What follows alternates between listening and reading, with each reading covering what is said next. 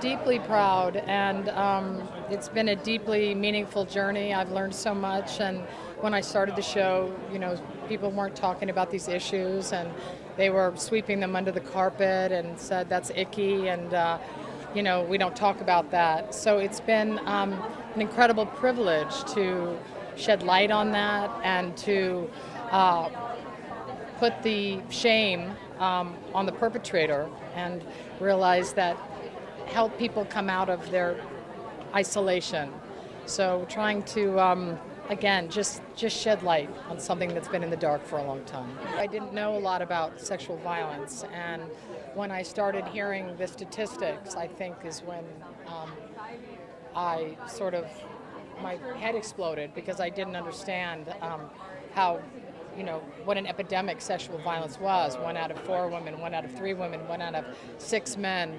And that's when I didn't understand why everybody wasn't talking about it. And so the timing worked out perfectly with what the show was about, and I just wanted to scream it from the rooftops. And dealing with these things are so painful, especially on our show, because the stories are indeed many times ripped from the headlines. And so I think the gift for me is that I had this perfect platform to talk about it, and the show has helped the culture metabolize issues that are quite painful for people, and it's easier to look the other way. So it's been a gift, an honor, and a privilege to be part of a show and play a role in aiding someone's healing journey.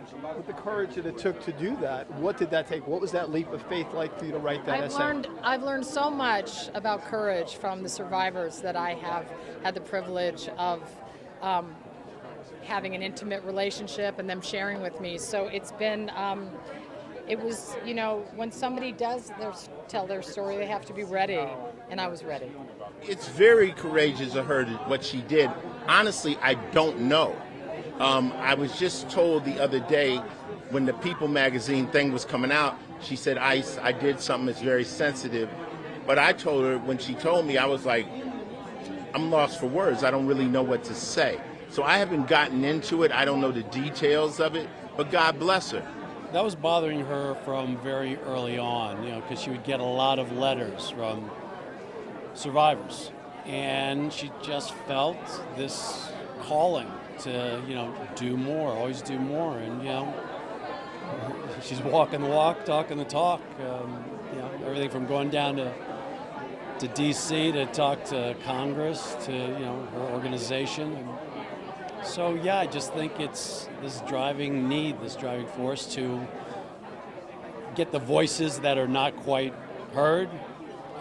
She's very well aware of her platform. I can't explain the depth of my respect and admiration for Mariska as an actor and as a person and as an activist.